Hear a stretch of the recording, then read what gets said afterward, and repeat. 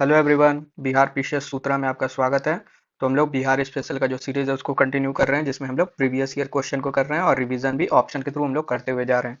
जिसमें हम लोग अभी 1992 से लेकर 2025 तक का प्रीलिम्स क्वेश्चन डील कर रहे हैं। क्वेश्चन नंबर 1 पे चलते हैं।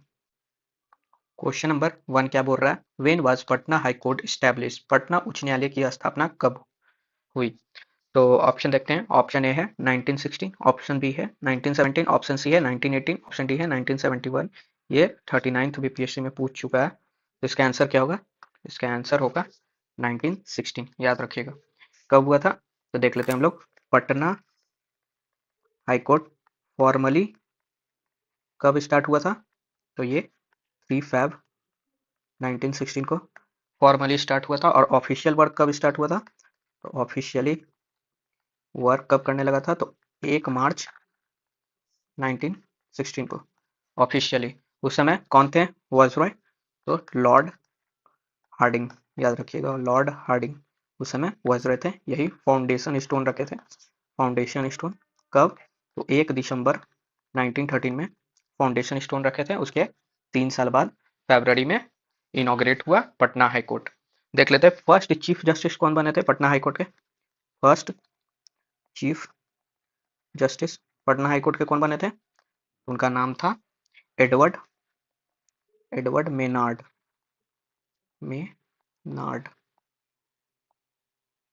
याद रखिएगा कौन थे? Edward Maynard.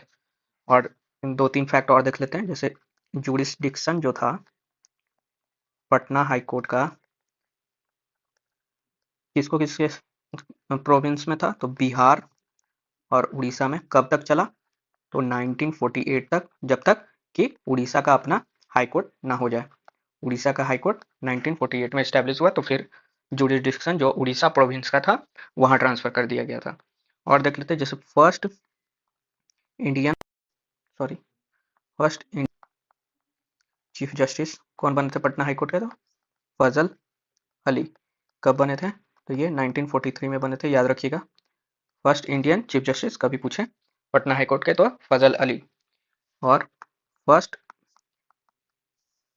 Chief justice after independence कौन बने थे इंडिपेंडेंस के बाद पटना हाई कोर्ट के? तो उनका नाम था लक्ष्मीकांत झा। लक्ष्मीकांत झा। कब बने थे? तो ये 1948 में बने थे। ये भी याद रखिएगा। फर्स्ट वुमेन पूछ दे कभी। First women chief justice of Patna high court, तो क्या नाम था उनका? रेखा दोषित। ये भी याद रखिएगा, रेखा दोषित। करेंटली अभी कौन है? करेंटली 47th जो है उनका नाम है संगम कुमार साहू। ये भी फैक्ट याद रखिएगा। पूछ सकता है। एक बार हम लोग देख लेते हैं क्या क्वेश्चन पूछ रहा था कि पटना हाई कोर्ट कब स्टैब्लिश हुआ। तो ये 1916 में फॉर्मली 3 फैब 1916 को फॉर्मली इनॉग्रेट हुआ। इसका फाउंडेशन स्टोन किसने रखा था? तो लॉर्ड हार्डिंग, जो कि उस समय वायसरॉय थे। और 1 दिसंबर 1913 में 1913 में इन्होंने फाउंडेशन स्टोन रखा था। ऑफिशियली वर्क कब करने लगा था? तो 1 मार्च 1916। याद रखिएगा 1916 में स्टैब्लिश हो गया था Patna high court. First chief justice उसके कौन बने थे? तो एडवर्ड मेनार्ड। ये भी याद रखिएगा। जुरिडिक्शन जो था पटना हाई कोर्ट का, बिहार और उड़ीसा साथ में 1948 तक दोनों प्रोविंस का जुरिडिक्शन था। उसके बाद उड़ीसा का अपना हाई कोर्ट बना 1948 में, तो जुरिडिक्शन अलग हो गया। फर्स्ट इंडियन चीफ जस्टिस कौन थे पटना हाई कोर्ट के? तो याद रखिएगा इन 1943 में ही बने थे फजल अली। फिर first chief justice after independence कौन बने थे? तो लक्ष्मीकांत झा पटना हाई कोर्ट के, ये 1948 में बने थे। First women chief justice of Patna high court तो रेखा दोषी। करेंटली कौन है? तो संगम कुमार साहू, जो कि 47th नंबर के हैं। याद रखिएगा। चलिए क्वेश्चन नंबर हम लोग 2 पे चलते हैं। क्वेश्चन नंबर 2 क्या बोल रहा है? From what reason did the elected government of Bihar resign in February 1938? फरवरी 1938 में बिहार की चुनी हुई सरकार ने किस कारणवश इस्तीफा दिया? तो ऑप्शन देखते हैं। ऑप्शन ए है participation India's participation in the war, Bharat का युद्ध में शरीक होना। ऑप्शन बी है satyagraha against the British on call of Gandhi, Gandhi के आह्वान पर अंग्रेजों के खिलाफ सत्याग्रह। ऑप्शन सी है heavy tax imposed by British, अंग्रेजों द्वारा लगाया गया भारी कर। ऑप्शन डी है रिलीज ऑफ पॉलिटिकल प्रिजनर, राजनीतिक बंदियों को छोड़ना। ऑप्शन ई है none of the above, more than one of the above. ये 64th में पूछ चुका है। तो इसका आंसर क्या होगा? इसका आंसर होगा, याद रखिएगा, रिलीज ऑफ पॉलिटिकल प्रिजनर। क्या हुआ था देख लेते हैं हम लोग ब्रीफ में। देखिए, जब 1935 गवर्नमेंट ऑफ इंडिया एक्ट आया था तो उसमें प्रोविंशियल इलेक्शन का जिक्र था। उसके बाद सब जगह प्रोविंस में इलेक्शन होता है, तो बिहार में भी होता है, बिहार प्रोविंशियल इलेक्शन कब होता है, तो ये 1937 में होता है, याद रखिएगा। 1937 में बिहार प्रोविंशियल, उसमें से 107 सीट पर आईएनसी लड़ती है, मतलब इंडियन नेशनल कांग्रेस, उसमें से 98 सीट्स वो जीत जाती है। और टोटल कितना सीट था ये भी पूछ सकता है। टोटल 152 सीट्स था, जिसमें से 107 सीट्स पर आईएनसी लड़ती है, जिसमें 98 सीट पर जीत जाती है। बिहार का ये बात हो रहा है, बिहार में।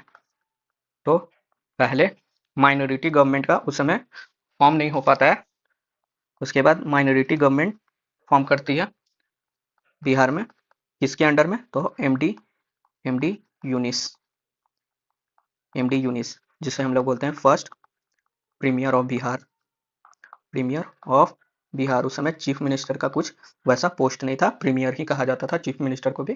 फर्स्ट प्रीमियर बनते हैं, उसके बाद फिर बाद में इनको रिजाइन करना पड़ता है। और जुलाई 1937 में कौन बनते हैं, तो श्री कृष्ण सिंह, श्री कृष्ण सिंह बनते बाद में premier of Bihar, premier of Bihar.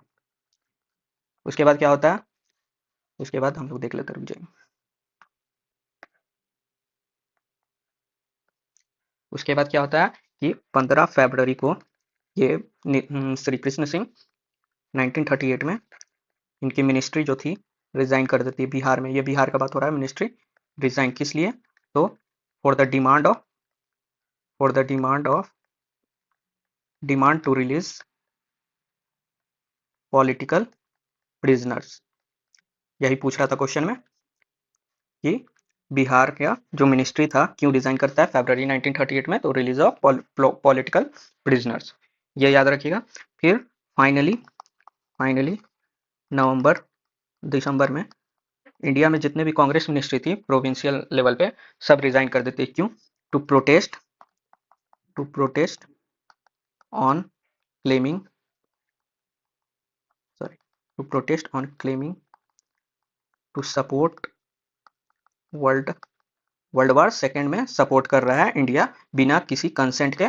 ये कौन अनाउंस कर देता है, वर्ल्ड वार 2 में सपोर्ट कर रही है इंडिया, कौन अनाउंस कर देता है, तो लॉर्ड लिनलिथगो अनाउंस कर देते हैं कि ये इंडिया जो है सपोर्ट कर रहा है हम लोग को वर्ल्ड वार 2 में बिना किसी कंसेंट के, इंडियन कंसेंट के, without Indian consent, sorry, without Indian consent के अनाउंस कर देता है लॉर्ड लिनलिथगो कि इंडिया पार्टिसिपेट कर रहा है। इसी के प्रोटेस्ट में कांग्रेस मिनिस्ट्री रिजाइन कर देती है सारे इंडिया में, मतलब जितना भी कांग्रेस मिनिस्ट्री बनी हुई थी प्रोविंस में वो रिजाइन कर देती है। हो गया, एक बार देख लेते हैं इसको। क्या बोल रहा था कि कांग्रेस मिनिस्ट्री कब फरवरी में रिजाइन कर देती है, किस कारण से, तो रिलीज ऑफ पॉलिटिकल प्रिजनर। हम लोग देखे थे बिहार में इलेक्शन हुआ था गवर्नमेंट ऑफ इंडिया एक्ट 1937 में, जिसमें 107 सीट पे आईएनसी लड़ती है और 98 सीट्स जीतती है। उसके बाद बिहार में कांग्रेस मिनिस्ट्री बनता है। पहले तो माइनॉरिटी गवर्नमेंट बनता है, उस समय मिनिस्ट्री नहीं बन पाता है कांग्रेस का, तो एमडी यूनिस के अंदर में, जो कि फर्स्ट प्रीमियर ऑफ बिहार बनते हैं। उसके बाद जुलाई में श्री कृष्ण सिंह प्रीमियर ऑफ बिहार, इनको मतलब ये ओथ दिलवाया जाता है कि ये प्रीमियर ऑफ बिहार है, बाद में इनको बनाया जाता है। फिर 15 फेब को मिनिस्ट्री रिजाइन कर देती है, किस लिए, तो for the demand to release political prisoner. Finally नवंबर दिसंबर में प्रोटेस्ट करने के लिए कि विदाउट इंडियन कंसेंट ये लॉर्ड लिलिथगो जो थे वो अनाउंस कर दिए थे कि वर्ल्ड वॉर सेकंड में इंडिया भी पार्टिसिपेट कर रहा है उन लोगों की तरफ से, ब्रिटिश की तरफ से। चलिए क्वेश्चन हम लोग 3 पे चलते हैं। क्वेश्चन नंबर 3 क्या बोल रहा है, the total number of district in Bihar at the end of 1995 was, 1995 की समाप्ति पर बिहार में जिलों की कुल संख्या थी। ऑप्शन देखते हैं, ऑप्शन ए है 55, ऑप्शन बी है 52, ऑप्शन सी है 50, ऑप्शन डी है नन ऑफ द अबव, उपयुक्त में से कोई नहीं। ये 41st बीपीएससी में पूछा हुआ क्वेश्चन है। इसका आंसर क्या होगा, इसका आंसर होगा 55 डिस्ट्रिक्ट। देख लेते हैं हम लोग। देखिए, बिहार के पास उस समय 55 डिस्ट्रिक्ट था before partition, sorry bifurcation of Jharkhand, Jharkhand से अलग हुए बिना, जब झारखंड भी साथ में था तो 55 डिस्ट्रिक्ट थी। बाद में झारखंड को 18 डिस्ट्रिक्ट दिया जाता है और बिहार के पास कितना बचता है, तो 37 डिस्ट्रिक्ट बचते हैं। बाद में फिर अरवल को 2001 में न्यू डिस्ट्रिक्ट बनाया जाता है, किससे अलग कर कर, तो ये जहानाबाद से अलग कर कर अरवल डिस्ट्रिक्ट बनाता है। उसके बाद टोटल अब कितने डिस्ट्रिक्ट हो गए, 38 डिस्ट्रिक्ट।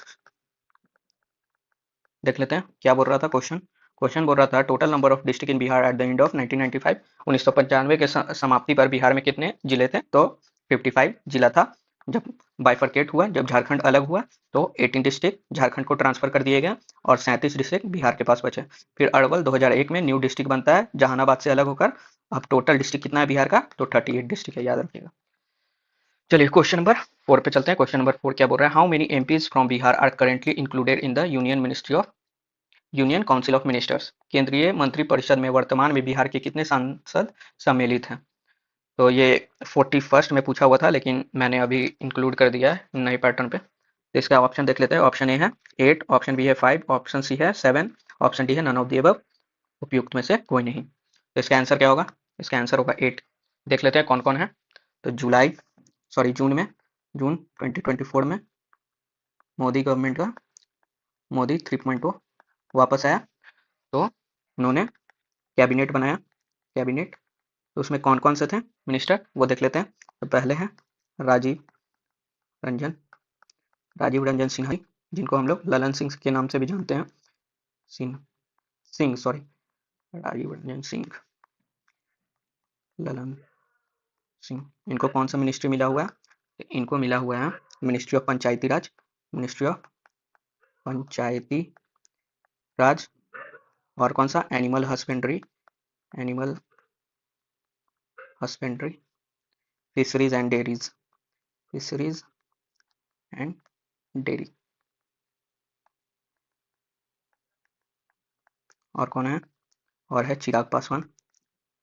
इनको कौन सा मिनिस्ट्री मिला हुआ है, इनको मिला हुआ है मिनिस्ट्री ऑफ फूड प्रोसेसिंग, इनको मिला हुआ है फूड प्रोसेसिंग। और देख लेते हैं गिरिराज सिंह जी, इनको क्या मिला हुआ है, इनको मिनिस्ट्री ऑफ टेक्सटाइल। और देखते हैं जीतन राम मांझी, इनको कौन सा है, इनको मिनिस्ट्री ऑफ एमएसएमई मिनिस्ट्री मिला हुआ है। और कौन है, और है नित्यानंद राय। ये सब कैबिनेट में है और ये सब काउंसिल ऑफ मिनिस्ट्री में आते हैं। नित्यानंद राय जी, इनको कौन सा मिला हुआ है, तो ये मिनिस्ट्री ऑफ स्टेट्स हैं, किसके, तो होम मिनिस्ट्री के, होम अफेयर के। और कौन है, तो रामनाथ ठाकुर,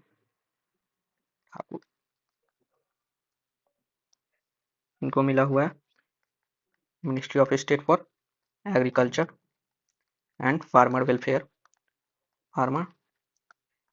मिनिस्ट्री मिला हुआ है। फिर है सतीश चंद्र, इनको कौन सा मिनिस्ट्री मिला हुआ है, तो ये ministry of state for coal and mines. 8 number पे कौन है, जो लास्ट है उनका नाम है राजभूषण चौधरी, इनको कौन सा मिला हुआ है, तो ये ministry of state in Jal Shakti, याद रखिएगा। देख लेते हैं क्या पूछ रहा था क्वेश्चन पूछ रहा था how many MPs from Bihar are currently included in union council of minister. तो ये सब 8 थे यूनियन काउंसिल ऑफ मिनिस्टर में। जब इलेक्शन का रिजल्ट आया जून 2024 में, तो कैबिनेट मिनिस्ट्री में कौन कौन किनको स्थान मिला था, तो एक तो राजीव रंजन, पहले 8 थे। पहले कौन है, तो राजीव रंजन सिंह, कौन है, ललन सिंह, जिनका नाम से फेमस है, ललन सिंह के नाम से। ये ministry of Panchayati Raj, animal husbandry, fisheries and dairies के मिनिस्ट्रीज में है। होल्ड करते हैं। फिर चिराग पासवान है मिनिस्ट्री ऑफ फूड प्रोसेसिंग, फिर गिरिराज सिंह है जो कि ministry of textile, Jitan Ram Manjhi ministry of MSME, Nityanand Rai minister of state for home affair, फिर Ramnath Thakur ministry of state for agriculture and farmer welfare, फिर है Satish Chandra ministry of state for coal and mines, फिर 8 number पे कौन है, Rajbhushan Choudhary ministry of state in Jal Shakti, याद रखिएगा। Question number 5 पे चलते हैं। क्वेश्चन नंबर 5 क्या बोल रहा है, in which year 50% reservation provided to women in panchayat body in Bihar, Bihar में पंचायत निकायों में महिलाओं को 50% आरक्षण किस वर्ष प्रदान किया गया। ऑप्शन देखते हैं। क्वेश्चन समझ गए, 50% रिजर्वेशन पंचायती राज में बिहार में कब दिया गया था, वो पूछा क्वेश्चन। क्वेश्चन का ऑप्शन है, ए है 2005, ऑप्शन बी है 2006, ऑप्शन सी है 2009, ऑप्शन डी है 2014, या ऑप्शन ई है none of the above, more than one of the above. ये 41st में पूछा हुआ क्वेश्चन है। इसका आंसर क्या होगा, इसका आंसर होगा 2006। याद रखिएगा, बिहार जो था, बिहार फर्स्ट स्टेट था to provide 50% reservation to the women in panchayati raj, reservation to women in panchayat. Provision में क्या लिखा हुआ है, आर्टिकल 243 डी में क्या है कि मिनिमम कितना देना है, मिनिमम है इसमें प्रोविजन कि 33% देना है, जबकि बिहार कितना दिया है 50%। बाद में 2009 में यूनियन गवर्नमेंट कोशिश करती है, लेकिन अमेंडमेंट करने का 243 डी को कि 50% मिनिमम कर दिया जाए, लेकिन ये बाद में बिल पास नहीं होता है। ठीक है, क्या पूछ रहा था देख लेते हैं हम लोग। 50% रिजर्वेशन प्रोवाइडेड इन पंचायती राज इन बिहार कब दिया गया, 2006 में। अब बिहार फर्स्ट स्टेट बना था जो कि 50% रिजर्वेशन वुमेन को दिया था पंचायती राज में। इसमें प्रोविजन में क्या है, 73rd जो अमेंडमेंट आया था, 73rd कॉन्स्टिट्यूशनल अमेंडमेंट 1992 में आया था, उसमें आर्टिकल 243 डी में मिनिमम 33% दिया हुआ है, लेकिन बिहार ने 50% दिया था। बाद में 2009 में यूनियन गवर्नमेंट कोशिश करती है बिल लाने का कि 50% कर दिया जाए, लेकिन बिल नहीं पास हो पाता, याद रखिएगा। चलिए क्वेश्चन नंबर हम लोग 8 पे चलते हैं, सॉरी 6 पे चलते हैं। क्वेश्चन नंबर 6 क्या बोल रहा है, in which year was the first ministry of Bihar legislative council called, Bihar Vidhansabha की पहली बैठक किस वर्ष बुलाई गई थी। तो ऑप्शन देखते हैं। ऑप्शन ए है 1911, ऑप्शन बी है 1913, ऑप्शन सी है 1914, ऑप्शन डी है 1919, ऑप्शन ई है none of the above, more than one of the above. ये 67th में पूछ चुका है क्वेश्चन, तो इसका आंसर क्या होगा, इसका आंसर होगा 1913 में बुलाया गया था। देखिए, इस्टेब्लिश कब हुआ था, इस्टेब्लिश हुआ था बिहार बिहार लेजिस्लेटिव काउंसिल कब, तो 1912 में, 1912 में। लेकिन फर्स्ट मीटिंग कब हुआ था, तो फर्स्ट मीटिंग 20 जनवरी, हम लोग पहले देख चुके हैं, 20 जनवरी 1913 में फर्स्ट मीटिंग हुआ था। याद रखिएगा, यही पूछ रहा था, फर्स्ट मीटिंग 1913। इसके और देख लेते हैं कुछ कुछ। फर्स्ट जो इलेक्टेड प्रेसिडेंट बने थे बिहार लेजिस्लेटिव काउंसिल के, तो कौन से बने थे, उनका नाम क्या था, हम लोग देखें पहले, राजीव रंजन प्रसाद, याद रखिएगा। चलिए इसको एक बार देख लेते हैं, क्या पूछ रहा था, first meeting of Bihar legislative council called, कब बुलाया गया था बिहार विधान परिषद का पहली बैठक, तो ये 1913 में, जनवरी 20 जनवरी 1913 में बुलाया गया था। इस्टेब्लिश कब हुआ था, तो 1912 में इस्टेब्लिश हुआ था। First elected Bihar legislative council के कौन बने थे मेंबर, तो ये राजीव रंजन प्रसाद बने थे। ये कब की बात हो रही है, याद रखिएगा, ये बात हो रही है 1937 का, उससे पहले नॉमिनेटेड होते होंगे, याद रखिएगा। चलिए क्वेश्चन नंबर हम लोग 7 पे चलते हैं। क्वेश्चन नंबर 7 क्या बोल रहा है, Where did Lord Sinha resign from the post of governor in 1921? Lord Sinha ने 1921 में कहाँ के गवर्नर पद से त्यागपत्र दिया था। तो ऑप्शन देखते हैं। ऑप्शन ए है बिहार उड़ीसा, ऑप्शन बी है बंगाल, ऑप्शन सी है पंजाब, ऑप्शन डी है मद्रास, या 53rd टू 55th बीपीएससी में पूछ चुका है, तो इसका आंसर क्या होगा, इसका आंसर होगा बिहार एंड उड़ीसा। चलिए देख लेते हैं हम लोग। लॉर्ड सिन्हा जो थे, Lord Sinha SP Sinha, Lord SP Sinha, ये फर्स्ट इंडियन थे जो कि गवर्नर पोस्ट को होल्ड किए थे। कहाँ के गवर्नर पोस्ट के, तो बिहार बंगाल के गवर्नर पोस्ट के। कब किए थे, तो 1920 से 1921 में। उससे पहले 1912 से 1920 तक बिहार में जो चलता था वो लेफ्टिनेंट गवर्नर जो थे वही एज ए एग्जीक्यूटिव बॉडी काम करते थे। उसके फर्स्ट जो लेफ्टिनेंट गवर्नर थे, ये देख लेते हैं हम लोग। फर्स्ट लेफ्टिनेंट गवर्नर कौन थे, तो उनका नाम था सर चार्ल्स स्टुअर्ट बेले, सर चार्ल्स स्टुअर्ट बेले, उनका नाम था। फर्स्ट लेफ्टिनेंट गवर्नर बोल रहा है, फर्स्ट लेफ्टिनेंट गवर्नर। उसके बाद फर्स्ट गवर्नर कौन बनते हैं आफ्टर 1920? फर्स्ट गवर्नर कौन बनते हैं तो याद रखिएगा, उनका नाम था sir James David Sifton, James David Sifton.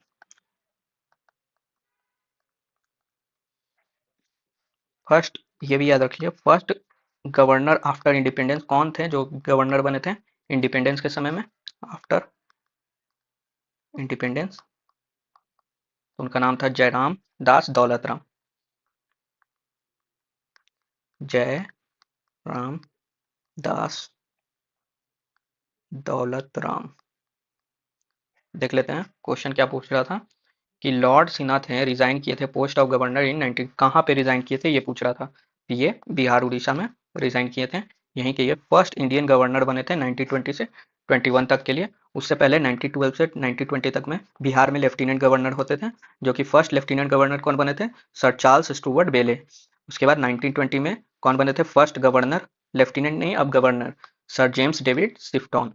First governor जो कि इंडिपेंडेंस के बाद बने थे, तो उनका नाम था जयराम दास दौलतराम, याद रखिएगा। चलिए क्वेश्चन नंबर हम लोग 8 पे चलते हैं। क्वेश्चन नंबर 8 क्या बोल रहा है, who was the first Indian governor of Bihar? Bihar के प्रथम भारतीय गवर्नर कौन थे? तो ऑप्शन देखते हैं। ऑप्शन ए है सत्येंद्र प्रसन्ना सिन्हा, ऑप्शन बी है श्री कृष्ण सिंह, ऑप्शन सी है ब्रजकिशोर प्रसाद, ऑप्शन डी है बीपी मंडल, ऑप्शन ई है none of the above, more than one of the above. ये 67 री एग्जाम में पूछा हुआ है, तो इसका आंसर क्या होगा हम लोग देखे हैं पहले भी, सत्येंद्र प्रसन्ना सिन्हा जी, जिसको एसपी सिन्हा भी कहते हैं हम लोग शॉर्ट में, एसपी सिन्हा जी। एसपी सिन्हा जी ये कब बने थे? तो 1920 से 21 में। उस समय बिहार और उड़ीसा साथ में था, याद रखिएगा। अगर ऐसे पूछे कि first first governor of Bihar कौन थे, तो ये याद रखिएगा, फर्स्ट गवर्नर कौन थे? Sir James David David Sifton, Sifton. क्योंकि हम लोग देखे थे कि 1912 से 1920 तक क्या था, लेफ्टिनेंट गवर्नर बनते थे। फिर 1920 में बने थे कौन? एसपी सिन्हा जी, ये हम लोग ऊपर देखें। उसके बाद से गवर्नरशिप हो गया था, लेफ्टिनेंट गवर्नर से गवर्नरशिप पे आ गए थे हम लोग। और उस समय लेकिन बिहार और उड़ीसा साथ में था, इसीलिए याद रखिएगा बिहार उड़ीसा उस समय साथ था। तो अगर पूछेगा कि बिहार के फर्स्ट गवर्नर कौन बने थे, तो जेम्स डेविड शिफ्टॉन ही होगा, क्योंकि बिहार सिंगल मतलब बिहार उड़ीसा से जब अगल अलग हो गया था 1936 में, उसकी बात कर रहा था क्वेश्चन में। चलिए ऑप्शन नंबर हम लोग बी देखते हैं, ऑप्शन नंबर बी क्या कर रहा है? श्री कृष्ण सिंह, इनके बारे में देख लेते हैं। इनको बिहार विभूति के नाम से भी जाना जाता है, बिहार केसरी के नाम से, बिहार केसरी के नाम से भी जाना जाता है, ये बात याद रखिएगा। और ये first first CM of Bihar थे, सीएम ऑफ बिहार।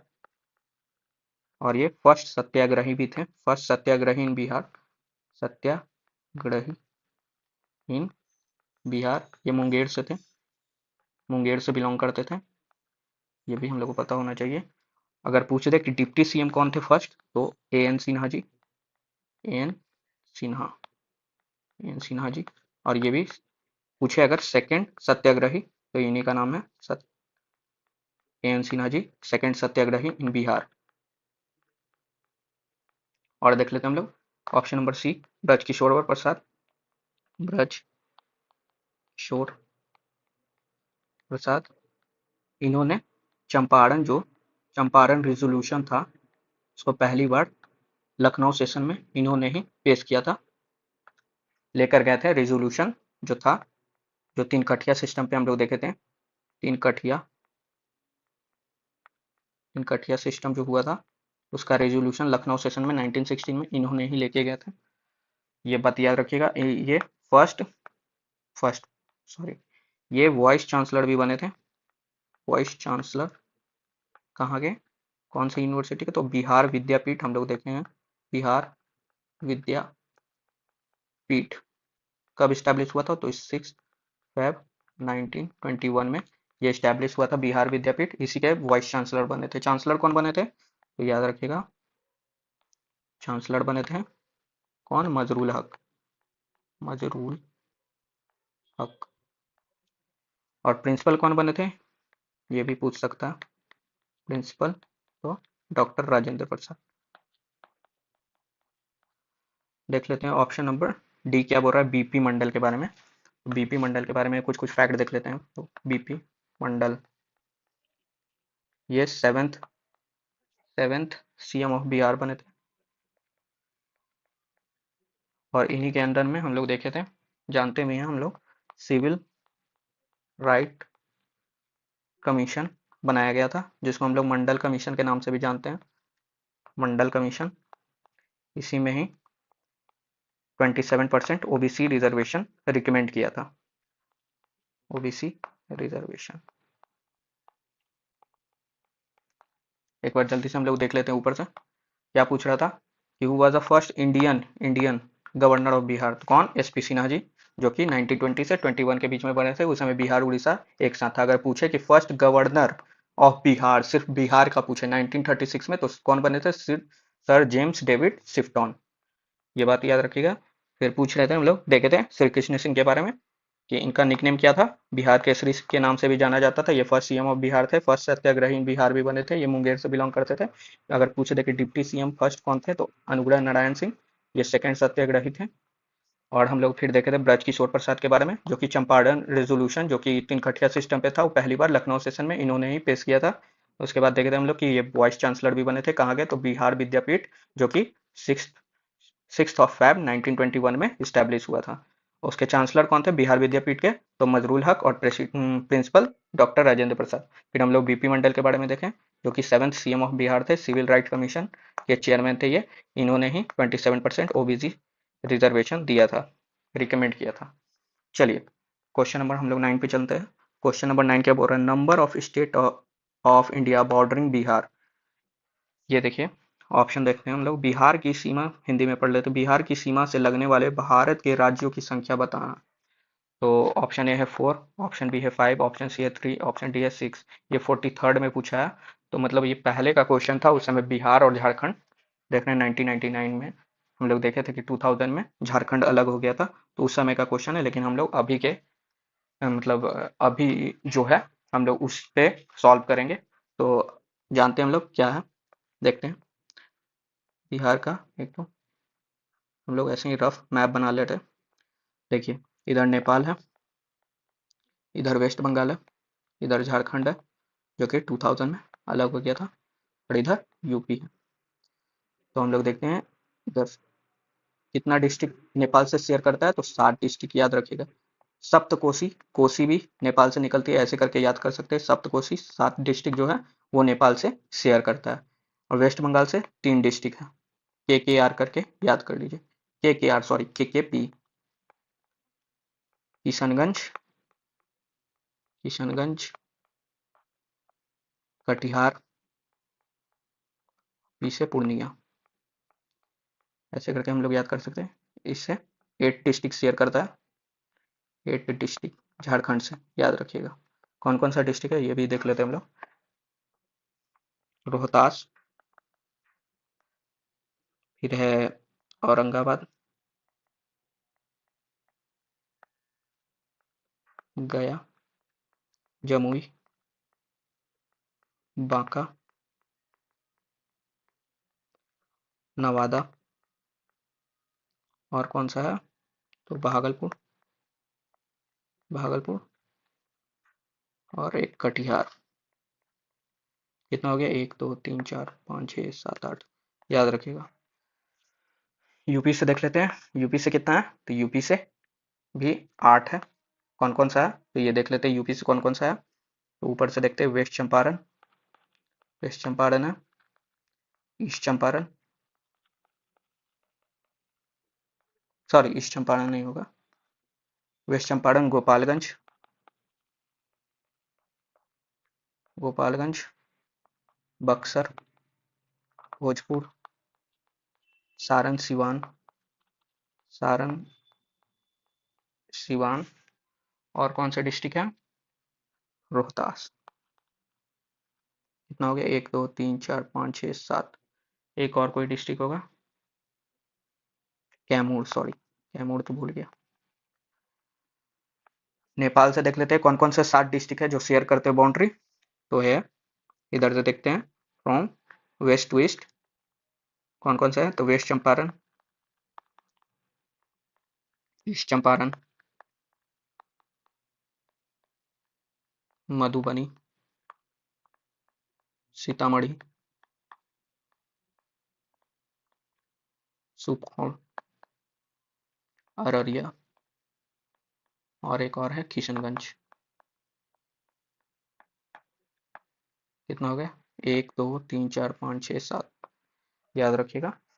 देख लेते हैं हम लोग एक बार, क्विक में रिवीजन कर लेते हैं। क्या पूछ रहा था? Number of state of India bordering Bihar, तो हम लोग देखे थे 3 होगा।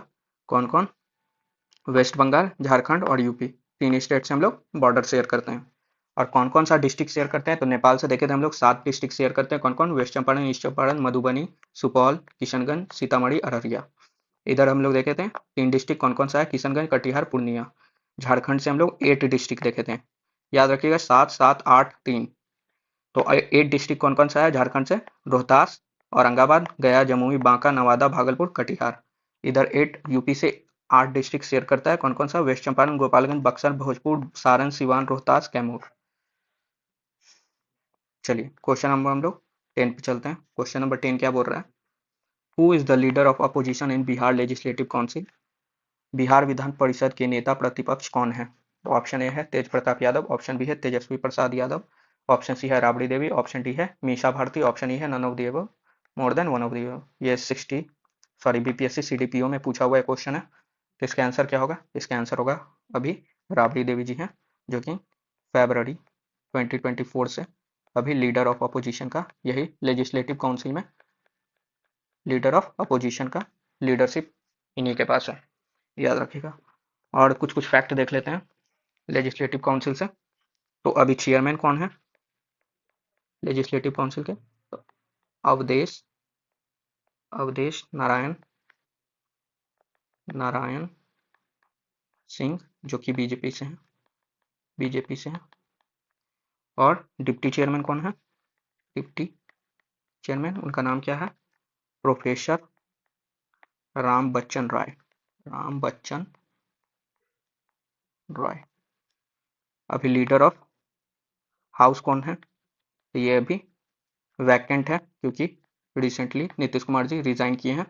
पहले यही थे, नीतीश कुमार जी थे, लेकिन अभी वैकेंट है। याद रखिएगा। टोटल कितना सीट है लेजिस्लेटिव काउंसिल में बिहार के विधान परिषद में? तो 75 है, जिसमें 63 इलेक्टेड मेंबर होते हैं और 12 नॉमिनेटेड होते हैं, जो कि गवर्नर द्वारा नॉमिनेट किए जाते हैं। ये भी याद रखिएगा। और अभी लार्जेस्ट जो पार्टी है, लार्जेस्ट पार्टी किनका है? तो बीजेपी का है। बीजेपी का है। टोटल कितने मेंबर हैं? 22 मेंबर्स हैं बीजेपी के। देख लेते हैं क्विक में, इसको रिवीजन कर लेते हैं। क्या बोल रहा था? Who is the leader of opposition in Bihar legislative council? तो कौन है? राबड़ी देवी, जो कि फरवरी 2024 से लेजिस्लेटिव काउंसिल के लीडर ऑफ अपोजिशन है, नेता प्रतिपक्ष। और चेयरमैन कौन है लेजिस्लेटिव काउंसिल के अभी? तो अवधेश नारायण सिंह जी। डिप्टी चेयरमैन कौन है? प्रोफेसर राम बच्चन रॉय। और लीडर ऑफ हाउस कौन थे? तो अभी वैकेंट है, पहले श्री नीतीश कुमार जी थे। टोटल कितना सीट है लेजिस्लेटिव काउंसिल के बिहार में? तो 75, 63 elected, 12 nominated. Largest party BJP है, जिसके 22 मेंबर्स हैं। चलिए क्वेश्चन नंबर हम लोग 11 पे चलते हैं। क्वेश्चन नंबर 11 क्या बोल रहा है? Who among the following has been the governor of Bihar twice? इनमें से कौन 2 बार बिहार के राज्यपाल रहे हैं? तो ऑप्शन देखते हैं। ऑप्शन ए है अलखुर रहमान किदवई, अलखुर रहमान किदवई। ऑप्शन बी है मोहम्मद यूनिस सलीम। ऑप्शन सी है मोहम्मद सैफी कुरैशी। ऑप्शन डी है जाकिर हुसैन। ऑप्शन ई है none of the above, more than one of the above. ये बीपीएससी सीडीपीओ में पूछा गया है 2022 में। इसका आंसर क्या होगा? इसका आंसर होगा ए, अलकुर रहमान किदवई। याद रखिएगा, कौन थे? अलकुर रहमान किदवई। हम लोग एक बार और देख लेते हैं कुछ कुछ गवर्नर के बारे में फैक्ट्स, जो कि पूछता है, बिहार में पूछते रहता है ऐसा बीपीएससी में। फर्स्ट गवर्नर ऑफ बिहार कौन थे? 1936 का बात हो रहा है। तो हम लोग देखे थे sir James David Sifton, first governor of Bihar. फिर देखे थे हम लोग कि फर्स्ट गवर्नर ऑफ बिहार और उड़ीसा कौन थे? फर्स्ट इंडियन गवर्नर भी बोल सकते हैं, first Indian governor of Bihar and Orissa कौन थे? तो एसपी सिन्हा जी, एसपी सिन्हा जी 1920 से 21 में बने थे। पूछ दे कि first governor of Bihar after independence, first governor of Bihar after independence, independence के बाद कौन बने थे? तो जयराम दास, जयराम दास दौलत राम, दौलत राम ये फर्स्ट गवर्नर बने थे इंडिपेंडेंस के बाद। अभी डॉक्टर जाकिर हुसैन जो थे, ये भी याद रखिए, कुछ कुछ फैक्ट है। हुसैन जो कि फर्स्ट मुस्लिम गवर्नर, अगर पूछ दे फर्स्ट मुस्लिम गवर्नर कौन बने थे, first Muslim governor doctor Zakir Hussain. अभी कौन है? तो लेफ्टिनेंट जनरल सैयद अता हुसैनी, हसनैन, सॉरी हसनैन। अभी कौन है? 43rd है ये गवर्नर, अभी रिसेंटली चेंज हुए हैं। लेफ्टिनेंट जनरल सैयद अता हुसनैन, हसनैन याद रखिएगा। ऊपर से हम लोग देख लेते हैं क्या पूछ रहा था। Who among the following has been the governor of Bihar twice, दो बार कौन बने थे गवर्नर बिहार के? तो ये कौन थे? अलकुर रहमान किदवई। फिर हम लोग देखते हैं फर्स्ट गवर्नर ऑफ बिहार 1936 में sir James David Sifton, first Indian governor of Bihar SP Sinha ji, first governor of Bihar after independence Jairam Das Daulat Ram. Doctor Zakir Hussain के बारे में देखे थे, ये फर्स्ट मुस्लिम गवर्नर यही थे, doctor Zakir Hussain.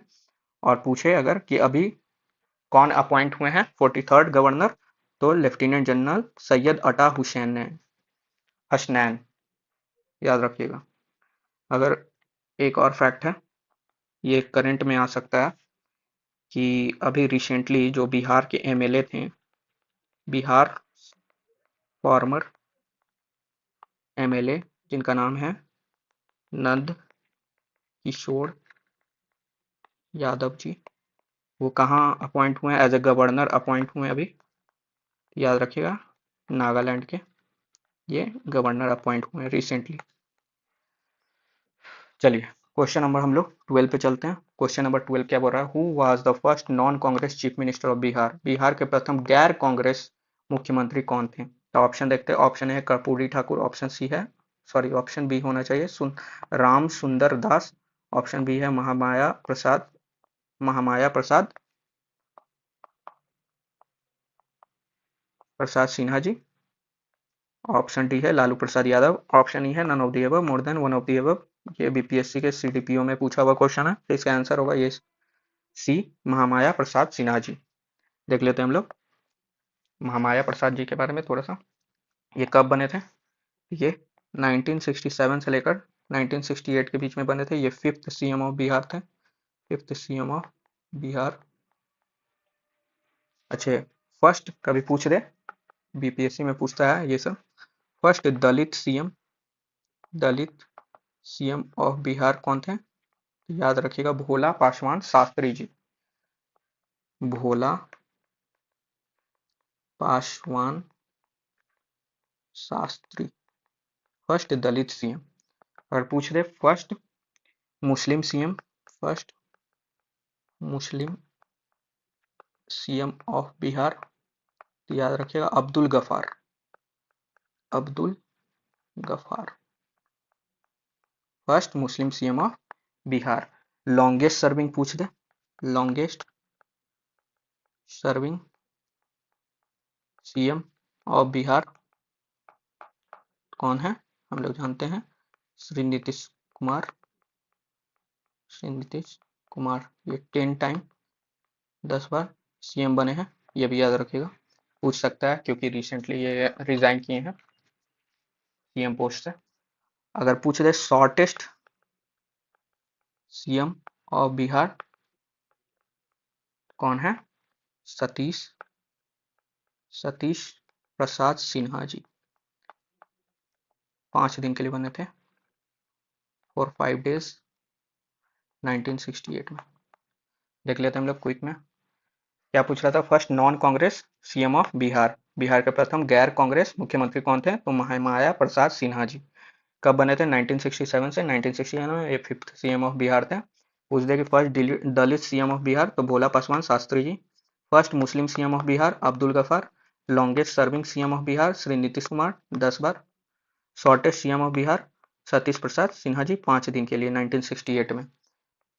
First female women CM of Bihar, ये सबको पता होगा, श्री श्री राबड़ी राबड़ी देवी, ये भी याद रखें। चलिए क्वेश्चन नंबर हम लोग 13 पे चलते हैं। क्वेश्चन नंबर 13 क्या बोल रहा है? Through which of the following administrative divisional pair of Bihar does Ganga river Ganga not flow? Bihar में निम्न प्रशासनिक विभागीय जोड़े में से किस जोड़े से गंगा नदी नहीं बहती है? तो ऑप्शन देखते हैं। ये पूछ रहा है कौन सा डिवीजन है जिससे गंगा नदी पास नहीं करती है, जो पेयर में है। तो देखते हैं। ऑप्शन ए है दरभंगा मुंगेर, ऑप्शन बी है पूर्णिया भागलपुर, ऑप्शन सी है तिरहुत सारण, ऑप्शन डी है कोशी मगध, ऑप्शन ई है none of the above more than one of the above. ये 66 बीपीएससी में पूछ चुका है, तो इसका आंसर क्या होगा? इसका आंसर तो ऐसे होगा कोशी मगध। हम लोग देख लेते हैं एक बार। देखिए दरभंगा, दरभंगा जो है ये तो नॉर्दर्न डिस्ट्रिक्ट है, नॉर्दर्न सब डिवीजन में है, तो इससे कोई रिवर पास नहीं करती है। जैसे इसमें कौन कौन सा डिस्ट्रिक्ट है दरभंगा में, हम लोग देख लेते हैं। दरभंगा में है एस डी एम, शॉर्ट में याद कीजिएगा एस डी एम। एस से समस्तीपुर, समस्तीपुर, डी से दरभंगा और एम से मधुबनी होगा, मधुबनी।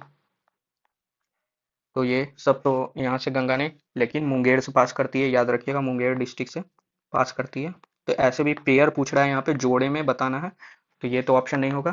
फिर देख लेते हैं हम लोग पूर्णिया भागलपुर, पूर्णिया ये भी जानते हैं हम लोग, किशनगंज, किशनगंज अररिया, अररिया और कटिहार, कटिहार से पास करती है गंगा, ये याद रखिएगा। और भागलपुर, भागलपुर से तो हम लोग पता है भागलपुर और मुंगेर से तो गंगा पास करती ही हैं। तो ये भी ऑप्शन नहीं होगा, क्योंकि पूछ रहा है कि गंगा कहाँ से नहीं बहती है, पेयर में बताना है कौन से डिवीजन से नहीं बहती है। तिरहुत के बारे में देखते हैं। तिरहुत जितना भी है नॉर्दर्न डिस्ट्रिक्ट है, लेकिन इसका वैशाली जो डिस्ट्रिक्ट है वहां से गंगा पास करती है, याद रखिएगा। और सारण से तो खुद गंगा पास करती है, ये तो हम लोग को पता है सारण डिस्ट्रिक्ट से। कोशी डिवीजन में देख लेते हैं। कोशी में, कोशी में शॉर्ट में हम लोग जानते हैं इसको, कोशी में कौन कौन से डिस्ट्रिक्ट है? तो एस एम एस करके है, शॉर्ट फॉर्म याद रखिएगा, काम देगा आप लोगों को। सुपौल, एम से क्या होगा? एम से होगा मधेपुरा, मधेपुरा। और एस से हम लोग देख लेते हैं, एस से क्या होगा? तो Saharsa, Saharsa, Saharsa.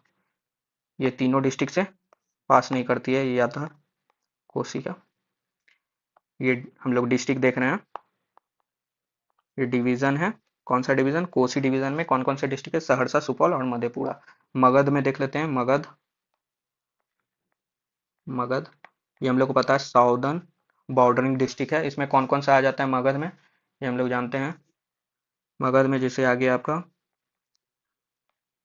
Aurangabad, Aurangabad, Jehanabad, Jehanabad, Jamui,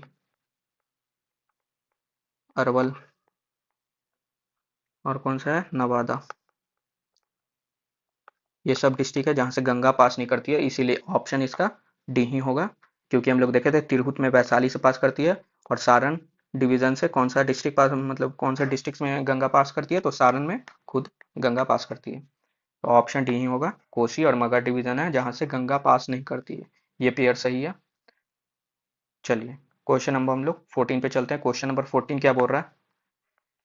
numerically the largest scheduled tribe of Bihar is, संख्यात्मक रूप से बिहार की सबसे बड़ी अनुसूचित जाति है। तो ऑप्शन देखते हैं। ऑप्शन ए है मुंडा, ऑप्शन बी है संथाल, ऑप्शन सी है गोंडा गोंड, ऑप्शन डी है कोरा, ऑप्शन ई है none of the above more than one of the above. ये भी सीडीपीओ में पूछा हुआ है 2018 में, 18 में। तो इसका आंसर क्या होगा? इसका आंसर होगा संथाल, याद रखिएगा। संथाल ट्राइब जो है वो सबसे ज्यादा बिहार में पाए जाते हैं। हम लोग देख लेते हैं कुछ कुछ फैक्ट, जैसे according to the census of 2011 कितना परसेंट एसटी, मतलब शेड्यूल ट्राइब का परसेंटेज कितना है बिहार में, तो 1.3% है, जो कि अब बढ़ गया है। जैसे जो कास्ट सर्वे रिसेंट में कास्ट सर्वे हुआ था, कास्ट सर्वे के अकॉर्डिंग कितना है, तो 1.68 1.68% कास्ट सर्वे के अनुसार जो रिसेंट में हुआ था। सेंसस के अनुसार 1.3% है। हाईएस्ट परसेंटेज हाईएस्ट परसेंटेज कौन से डिस्ट्रिक्ट में है, तो ये वेस्ट चंपारण में है। वेस्ट चंपारण में शेड्यूल ट्राइब का सबसे ज़्यादा परसेंटेज। और सेकंड पे कौन है, कटिहार। ये पूछता है सेंसस, इसीलिए मैं करवा दे रहा हूँ। देख लेते हैं क्वेश्चन क्या पूछ रहा था। न्यूमेरिकली मतलब संख्यात्मक रूप से बिहार में सबसे बड़ी अनुसूचित जनजाति कौन सी है, तो संथाल है। ये हम लोग पता है। सेंसस 2011 के हिसाब से 1.3 मतलब 1.3% ये शेड्यूल ट्राइब का परसेंटेज है बिहार में। और कास्ट सर्वे के हिसाब से ये अपडेट हो गया 1.68% है। ये भी पूछ सकता है। परसेंटेज वाइज कौन से डिस्ट्रिक्ट में सबसे ज्यादा है, तो वेस्ट चंपारण, उसके बाद कटिहार में है। ये भी फैक्ट कुछ याद रखिएगा, पूछता है। सेंसस से क्वेश्चन आता ही है। चलिए क्वेश्चन नंबर हम लोग 15 पे चलते हैं। पूछ रहा है what percentage of land of old Bihar will be taken by Jharkhand state. पुराना बिहार का कितना प्रतिशत जमीन लेकर झारखंड राज्य बना है। तो ऑप्शन देखते हो। ऑप्शन है 38.40%, ऑप्शन सी आ गया है, यहाँ पे भी होगा 42.35%, ऑप्शन सी है 45.85%, ऑप्शन डी है 51.62%, 72%। ये 44th बीपीएससी प्री में पूछा हुआ क्वेश्चन है। तो इसका आंसर क्या होगा, इसका आंसर होगा सी 45.85%।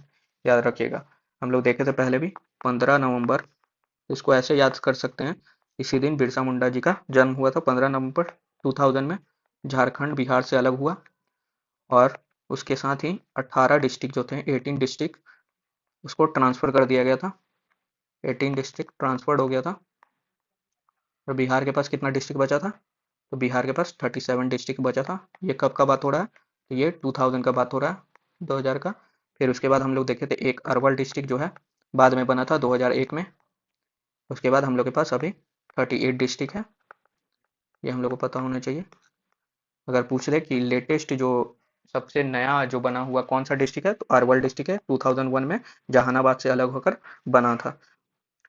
15 नवंबर 2000 में झारखंड से 18 डिस्ट्रिक्ट को ट्रांसफर किया गया था। और कितने परसेंट लैंड दिया गया था, तो 45.85%। ये भी याद रखिएगा, पूछा है। चलिए question number 16। As of 2026 Patna district shares its boundary with how many district of Bihar. वर्ष 2026 तक पटना जिला बिहार के कितने जिलों से जुड़ा हुआ है। क्वेश्चन समझ गए। ये पूछ रहा है कि पटना डिस्ट्रिक्ट से कौन कौन सा डिस्ट्रिक्ट शेयर करता है बाउंड्री। तो ऑप्शन देखते हैं। ऑप्शन ए है 7 डिस्ट्रिक्ट, ऑप्शन बी है 8 डिस्ट्रिक्ट, ऑप्शन सी है 9 डिस्ट्रिक्ट, ऑप्शन डी है 10 डिस्ट्रिक्ट, ऑप्शन ई है none of the above, more than one of the above. ये 64th बीपीएससी में पूछ चुका है। तो इसका आंसर क्या होगा, इसका आंसर होगा 9 डिस्ट्रिक्ट। याद रखिएगा 9 डिस्ट्रिक्ट कौन कौन सा है, एक हम लोग मैप के थ्रू रफ मैप बनाकर देख लेते हैं। तो देखिए पहले हम लोग इधर से स्टार्ट करते हैं। इधर भोजपुर है, भोजपुर जानते होंगे।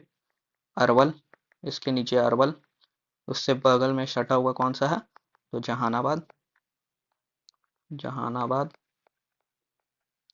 उसके बाद कौन सा है, के बाद है नालंदा डिस्ट्रिक्ट। उसके बाद लास्ट में है, थोड़ा सा सटा हुआ है, लखीसराय डिस्ट्रिक्ट।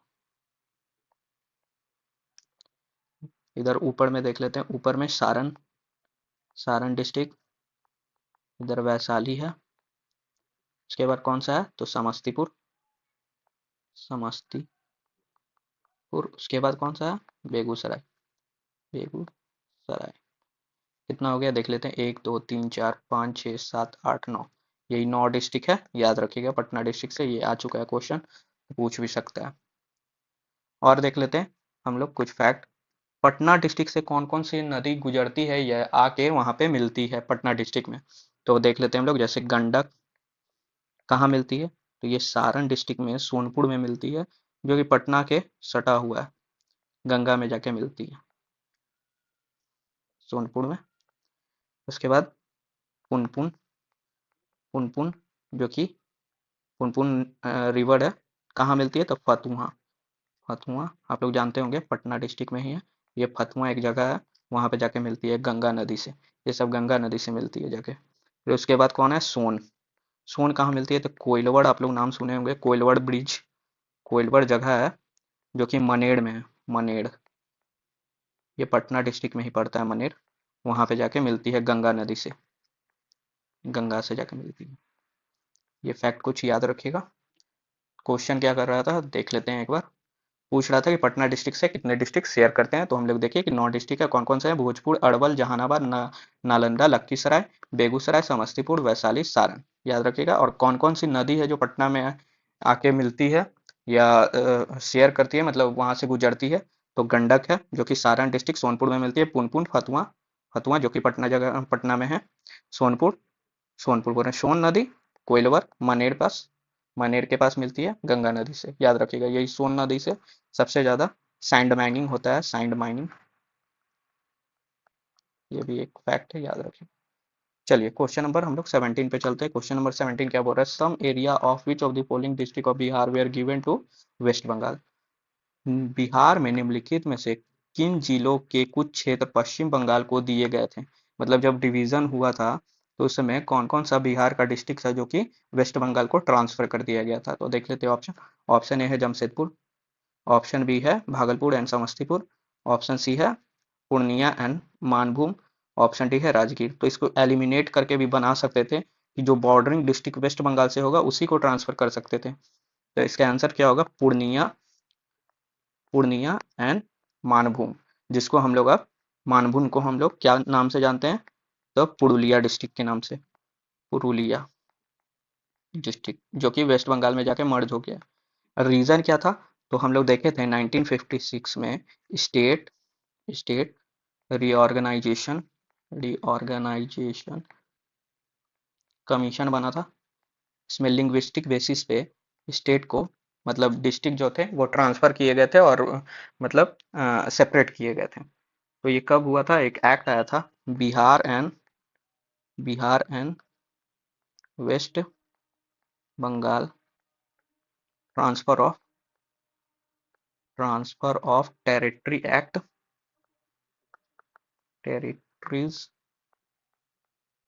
एक्ट। कब, तो 1956, तो बताया मैंने।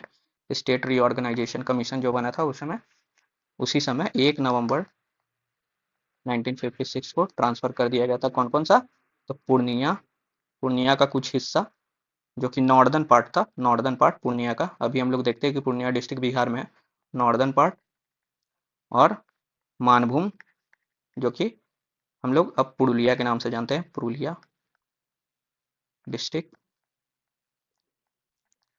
ये ट्रांसफर कर दिया था किस बेसिस पे, क्योंकि यहाँ पे बंगाली स्पीकिंग लोग थे, बंगाली स्पीकिंग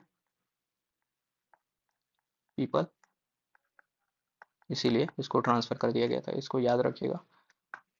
देख लेते हैं क्वेश्चन क्या बोल रहा था, कौन सा एरिया है जिसको वेस्ट बंगाल को, बिहार का जो डिस्ट्रिक्ट है उसमें वेस्ट बंगाल को दे दिया गया था, तो वो कौन है, पूर्णिया एंड मानभूम।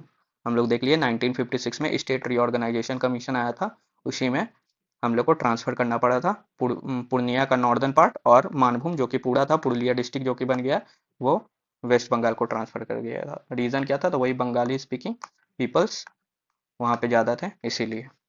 चलिए क्वेश्चन नंबर 18 पे चलते हैं। क्वेश्चन नंबर 18 क्या बोल रहा है, who is the election commissioner of state of Bihar. Bihar राज्य के निर्वाचन आयुक्त कौन है, तो ऑप्शन देखते हैं।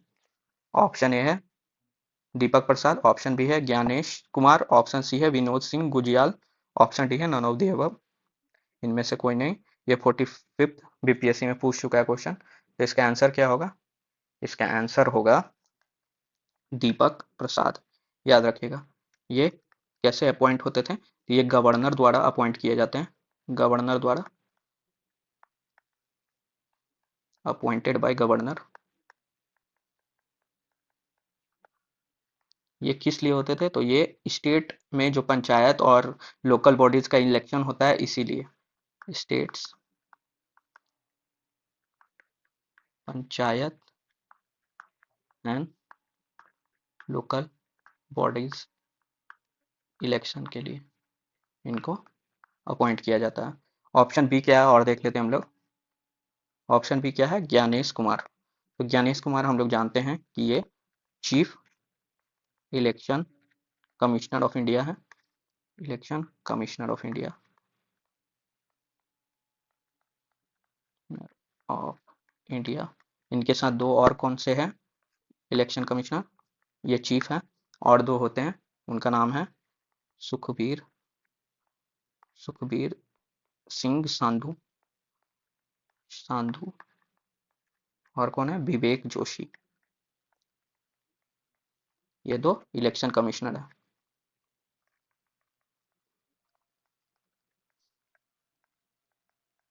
Election commissioner. फिर देख लेते हैं हम लोग विनोद कुमार क्या था, गुंजियाल। इनके बारे में भी देख लेते हैं, ये कौन है। तो ये है chief chief electoral officer of Bihar. Officer of Bihar इनका क्या है रिस्पॉन्सिबिलिटी, तो ये ओवरसीज करते हैं, overseas national and state election. जैसे लोकसभा और ये स्टेट असेंबली का जो इलेक्शन होता है उसको ये ओवरसीज करते हैं, मतलब इन्हीं का फंक्शन है इसको कंडक्ट करवाना अच्छे से। ये अपॉइंट किसके द्वारा किए जाता है, तो ये इलेक्शन कमीशन ऑफ इंडिया के द्वारा अपॉइंट किए जाते हैं। चलिए हम लोग देख लेते हैं क्या पूछ रहा था। Election commissioner of the state of Bihar तो कौन है, तो दीपक प्रसाद, याद रखिएगा ये गवर्नर द्वारा अपॉइंट किए जाते हैं। और इनका क्या रहता है रिस्पॉन्सिबिलिटी कि पंचायत और लोकल बॉडीज का इलेक्शन है उसको कंडक्ट अच्छे से करवाएं। फिर हम लोग देखें ज्ञानेश कुमार जो कि chief election commissioner of India है, उनके साथ कौन कौन है, सुखबीर सिंह सांधु और विवेक जोशी। फिर हम लोग देखें विनोद सिंह गुंजियाल के बारे में जो कि chief election officer of Bihar है। ये क्या देखते हैं, तो नेशनल और स्टेट इलेक्शन को देखते हैं। और इनको अपॉइंट कौन करता है, तो election commission of India. Question number हम लोग 19 पे चलते हैं। क्वेश्चन नंबर 19 क्या बोल रहा है, who among the following serve as the governor for both Bihar and Jharkhand. निम्नलिखित में से कौन बिहार और झारखंड के सह राज्यपाल रहे हैं, मतलब दोनों मतलब स्टेट को कौन से ऐसे गवर्नर थे जो कि सेम, मतलब हम लोग देखे होंगे कि सेवेंथ जो कॉन्स्टिट्यूशनल अमेंडमेंट आया था उसमें ये हो गया था कि कोई गवर्नर जो है वो एक या दो से ज्यादा स्टेट को मतलब ओवरसीज करता है और उसको मतलब एग्जीक्यूटिव जितना भी है काम उसको देख सकता है। तो क्या होगा इसका आंसर, ऑप्शन देख लेते हैं। ऑप्शन क्या है, ऑप्शन ए है विनोद कुमार पांडे, ऑप्शन बी है बिमल कुमार दुबे, ऑप्शन सी है कांत शास्त्री, ऑप्शन डी है गिरीश चौबे। ये 45th में पूछ चुका है। तो इसका आंसर क्या होगा, इसका आंसर फैक्चुअल ये डेटा याद रखिएगा विनोद कुमार पांडे जी थे। ये कब कब आते हैं, तो 1990 से 1999 से 2000 के बीच में, 2003 के बीच में ये सर्व किए थे। उस समय हम लोग को पता होगा कि 2000 में हम लोग झारखंड से अलग, मतलब बिहार झारखंड से अलग हो गया था। Bihar separated, sorry Jharkhand separated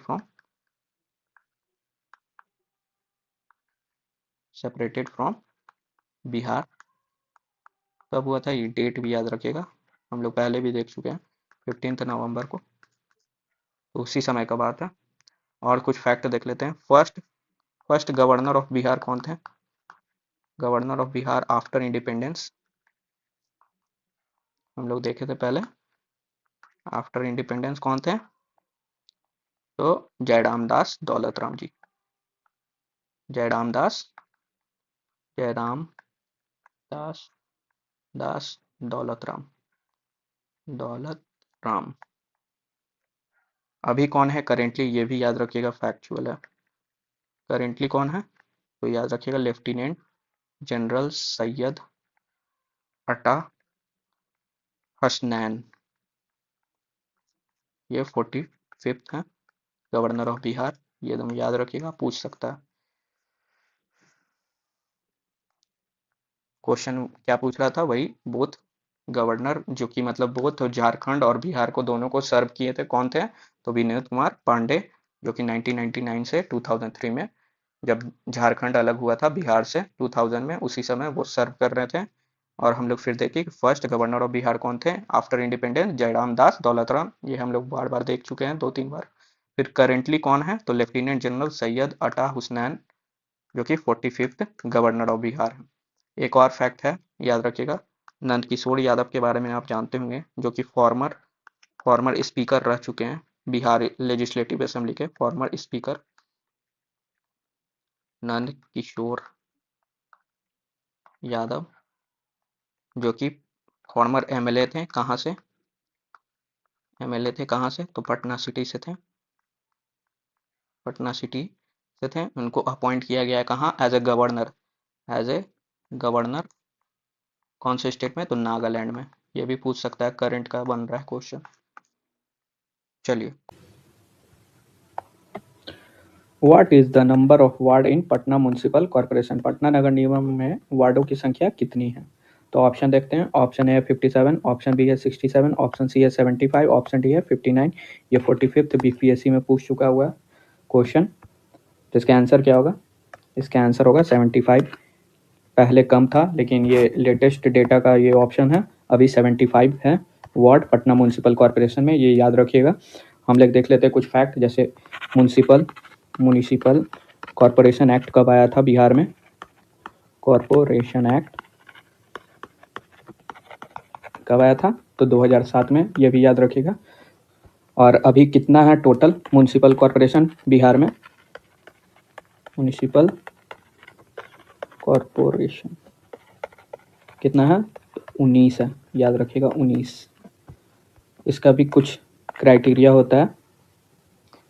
क्या क्राइटेरिया है? तो 2 लाख से ज़्यादा जिस जगह का मतलब जनसंख्या होगा, 2 लाख और उससे ज़्यादा, 2 लाख और मोर जनसंख्या किसी एरिया, पर्टिकुलर एरिया का होगा, तो उसे डेजिग्नेट किया जाएगा म्युनिसिपल कॉर्पोरेशन।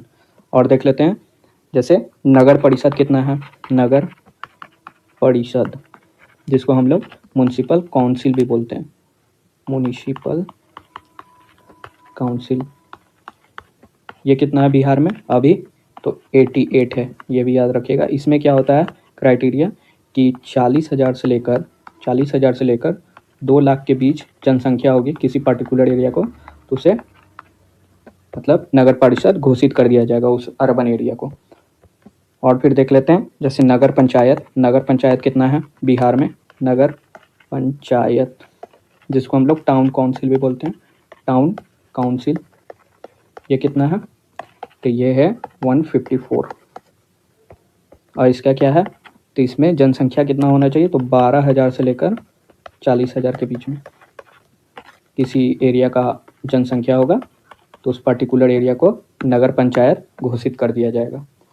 देख लेते हैं क्या क्वेश्चन पूछ रहा था कि पटना म्युनिसिपल कॉर्पोरेशन में कितने वार्डों की संख्या है, क्योंकि टाउन में हम लोग जानते हैं कि वार्डों में बटा हुआ रहता है, ये हम लोग को पता है। तो अभी कितना है? 75 है पटना म्युनिसिपल कॉर्पोरेशन में। अब म्युनिसिपल कॉर्पोरेशन एक्ट कब आया था? तो 2007 में। टोटल म्युनिसिपल कॉर्पोरेशन कितना है बिहार में? तो 19 है। नगर परिषद कितना है? तो 88 है, याद रखिएगा। और नगर पंचायत, जिसको टाउन काउंसिल बोलते हैं, तो 154, 154। चलिए क्वेश्चन नंबर हम लोग 21 पे चलते हैं। क्वेश्चन नंबर 21 क्या बोल रहा है? What is the number of member of parliament MP from Bihar in Loksabha? Loksabha में बिहार से सांसदों एमपी की संख्या कितनी है? तो ऑप्शन देखते हैं। ऑप्शन ए है 50, ऑप्शन बी है 52, ऑप्शन सी है 54, ऑप्शन डी है नन ऑफ दी अबव। ये 40 बीपीएससी में पूछा हुआ क्वेश्चन है, तो इसका आंसर क्या होगा? इसका आंसर होगा नन ऑफ दी एबव, क्योंकि अभी कितना जनसंख्या सॉरी बोल एमपी लोकसभा में बिहार से कितना है?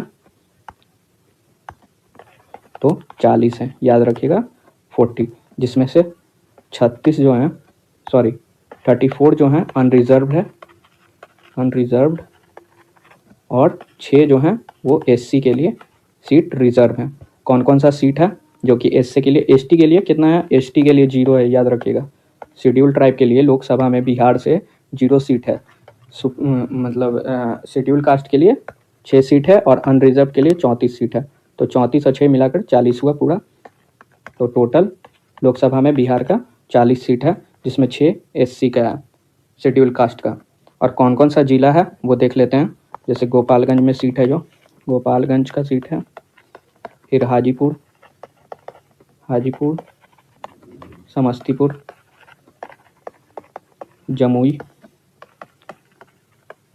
जमुई, गया एंड सासाराम।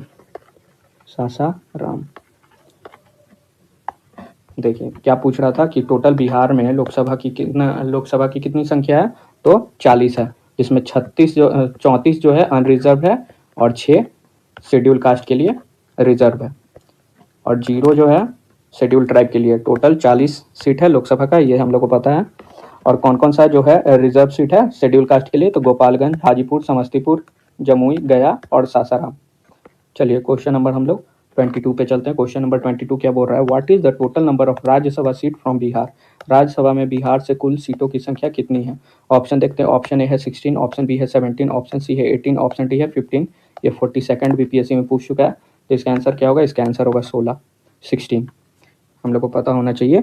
16 सीट से जो है वो बिहार के लिए है राज्यसभा में, राज्यसभा याद रखिएगा। कुछ फैक्ट देख लेते हैं। टोटल नंबर कितना है, टोटल मेंबर इन राज्यसभा, तो टोटल मेंबर है 245, जिसमें 233 जो होते हैं इलेक्टेड होते हैं। और इससे परमानेंट हाउस भी, राज्यसभा को परमानेंट हाउस बोला जाता है, कभी डिसॉल्व नहीं होता है, ये भी याद रखिएगा। और जितने भी मेंबर्स उनका जो टर्म होता है वो 6 ईयर्स का होता है, ये भी याद रखिएगा। और 2/3 मेंबर हर एक टर्म में मतलब चेंज होते हैं। 233 सीट्स इलेक्टेड हैं और 12 जो हैं नॉमिनेटेड बाय प्रेसिडेंट, जो कि अलग अलग आर्ट फील्ड, स्पोर्ट्स, ये सब फील्ड से आते हैं, सोशल सर्विस, नॉमिनेटेड। अच्छा, और कुछ देख लेते हैं। जैसे चेयरमैन अभी कौन है, जो कि वाइस प्रेसिडेंट भी होंगे हम लोग के, सीपी कृष्णन जी, राधा कृष्णन, ये चेयरमैन है राज्यसभा के, जो कि वाइस प्रेसिडेंट भी हम लोग के, वाइस प्रेसिडेंट। और लीडर ऑफ हाउस कौन है अभी राज्यसभा के, लीडर ऑफ हाउस तो जेपी नड्डा जी हैं, जेपी नड्डा जी, जो कि बीजेपी से हैं, हम लोग को पता होगा। और लीडर ऑफ अपोजिशन कौन है, लीडर ऑफ अपोजिशन कौन है, तो मल्लिकार्जुन खड़गे,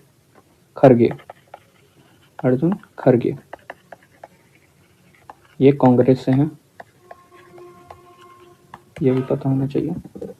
चलिए, अगर पूछ ले डिप्टी चेयरमैन कौन है, तो अभी वैकेंट है सीट, याद रखिएगा, डिप्टी चेयरमैन वैकेंट है। क्वेश्चन क्या पूछ रहा था कि टोटल राज्यसभा का सीट कितना है बिहार से, तो 16 सीट है, हम लोग को पता है। टोटल मेंबर राज्यसभा में कितने हैं, तो 244, जिसमें 233 इलेक्टेड है और 12 नॉमिनेटेड है। इसको परमानेंट हाउस कहा जाता है क्योंकि ये डिसॉल्व नहीं होता। ये हर एक मेंबर का 6 ईयर का टर्म होता है और 2/3 मेंबर हर एक ईयर चेंज होते हैं। 12 नॉमिनेटेड होते हैं, ये पता होगा हम लोग को। सोशल सर्विस आर्ट से बिलोंग करते हैं, जिसको प्रेसिडेंट अपॉइंट करते हैं। चेयरमैन कौन है अभी, तो सीपी राधाकृष्णन जी, जो कि वाइस प्रेसिडेंट भी हैं हम लोग के, ये हम लोग को पता है। लीडर ऑफ हाउस कौन है, जेपी नड्डा जी। और लीडर ऑफ अपोजिशन कौन है, तो मल्लिकार्जुन खड़गे। डिप्टी चेयरमैन वैकेंट है अभी सीट। चलिए क्वेश्चन नंबर हम लोग 23 पे चलते हैं। क्वेश्चन नंबर 23 क्या बोल रहा है, who among the following was the first governor of Bihar. निम्नलिखित में से बिहार के प्रथम राज्यपाल कौन थे, तो ये हम लोग बहुत बार कर चुके हैं। क्या नाम था, सर जेम्स डेविड शिफ्टन। इस पर हम लोग ज़्यादा टाइम नहीं देंगे, ये 68 में पूछ चुका है, बार बार ये सब पूछते रहता है क्वेश्चन गवर्नर वाला। इसको बहुत अच्छा से हम लोग पहले पीछे किए हुए हैं पिछले वीडियो में। चलिए क्वेश्चन नंबर हम लोग 24 पे चलते हैं। क्वेश्चन नंबर 24 क्या बोल रहा है, what is the significance of Bihar day celebrated every year on 22 मार्च। 22 मार्च को प्रतिवर्ष मनाए जाने वाले बिहार दिवस का क्या महत्व है। तो ऑप्शन देखते हैं। ऑप्शन ए है the state reorganisation commission created Bihar on this day. इस दिन राज्य पुनर्गठन आयोग ने बिहार का निर्माण किया। ऑप्शन बी है Bihar was curve out of the United province on this day in 1873। 1887 ईस्वी में इस दिन बिहार को संयुक्त प्रांत से अलग किया गया। ऑप्शन सी है to commemorate the separation of Bihar from Bengal presidency in 1912। 1912 में बंगाल प्रेसिडेंसी से बिहार के अलग होने की स्मृति में। ऑप्शन डी है to celebrate the name of Bihar by Muslim ruler in 12th century. 12वीं शताब्दी में मुस्लिम शासकों द्वारा बिहार नामकरण का उत्साह। ऑप्शन ई है none of the above, more than one of the above. ये 63rd में पूछ चुका है, तो इसका आंसर क्या होगा, इसका आंसर याद रखिएगा कि हम लोग to commemorate the separation of Bihar from Bengal presidency in 1912 हम लोग पहले देख चुके हैं, लेकिन फिर से एक बार देख लेते हैं क्लियरिटी के लिए। क्या हुआ था? 12 दिसंबर 1911 में दिल्ली दरबार हुआ था, दिल्ली दरबार, जिसमें किंग जॉर्ज V जो थे उन्होंने अनाउंस किया था कि बिहार एक सेपरेट प्रोविंस बनेगा। अनाउंस किया था बिहार एक सेपरेट प्रोविंस बनेगा, बिहार एज सेपरेट प्रोविंस। किससे अलग होकर? तो बंगाल प्रेसिडेंसी से अलग होकर ये सेपरेट प्रोविंस बनेगा। उसके बाद 22 मार्च को, इसी दिन जो पूछ रहा था क्वेश्चन कि बिहार दिवस हम लोग क्यों सेलिब्रेट करते हैं, तो 22 मार्च को ऑफिशियली डिक्लेयर कर दिया गया, declare Bihar as separate province. Bihar एक अलग सूबा है, मतलब प्रोविंस है। उस दिन अनाउंस कर दिया गया था ऑफिशियली 1912 में। उसके बाद हम लोग देखे थे 1 अप्रैल 1912 को ये इन्फोर्स में आ गया था। जितना भी एडमिनिस्ट्रेटिव वर्क्स जो था वो separate as a Bihar separate province के जैसा काम करने लगा था। Bihar work as separate province, हम लोग जानते हैं, पहले भी कर चुके हैं क्वेश्चन। पूछ क्या रहा था? वही कि बिहार दिवस हम लोग 22 मार्च को क्यों मनाते हैं, तो 22 मार्च को इसीलिए मनाते हैं क्योंकि उसी दिन बिहार को डिक्लेयर किया गया था Bihar as a separate province officially, याद रखिएगा। चलिए क्वेश्चन नंबर 25 पे चलते हैं। Who among the following was a member of Indian constituent assembly from Bihar? निम्नलिखित में से कौन बिहार से भारतीय संविधान सभा के सदस्य थे?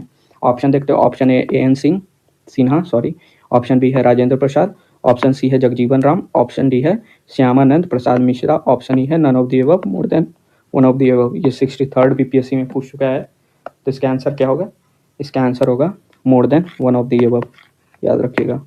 ये सब थे जिन्होंने मतलब as a member of constituent assembly संविधान सभा के सदस्य थे, जिन्होंने सब अपना अपना अलग अलग कंट्रीब्यूशन दिया था। अनुग्रह नारायण के बारे में हम लोग जानते हैं, इनको बिहार विभूति भी बोला जाता है, बिहार विभूति। और ये फर्स्ट हम लोग के बिहार के डिप्टी सीएम थे और फाइनेंस मिनिस्टर थे, फाइनेंस मिनिस्टर, ये पता होगा। फिर हम लोग राजेंद्र प्रसाद के बारे में देखते हैं। राजेंद्र प्रसाद कॉन्स्टिट्यूएंट असेंबली में क्या थे? तो पहली बार हम लोग को पता होगा कि 9 दिसंबर 1946 में पहला जो मीटिंग हुआ था कॉन्स्टिट्यूएंट असेंबली का, फर्स्ट मीटिंग, उसमें किनको चुना गया था एज अ प्रेसिडेंट और chairman of the constituent assembly? तो सच्चिदानंद सिन्हा जी को, जो कि सीनियर थे, इनको टेम्पोररी पीरियड के लिए चुना गया था। फिर हम लोग देखे थे 11 दिसंबर 1946 में परमानेंट मेंबर किसको चुना जाता है कॉन्स्टिट्यूएंट असेंबली का? तो डॉक्टर राजेंद्र प्रसाद को। ये और क्या थे? तो ये चेयरमैन ऑफ स्टीयरिंग कमेटी भी थे, चेयरमैन ऑफ कॉन्स्टिट्यूएंट असेंबली का स्टीयरिंग कमेटी। और देख लेते हैं जगजीवन राम जी का, ये भी मेंबर थे कॉन्स्टिट्यूएंट असेंबली का, और ये रिप्रेजेंट कर रहे थे अंडर प्रिविलेज जो थे, उनको माइनॉरिटी जो थे उन्हीं को रिप्रेजेंट कर रहे थे।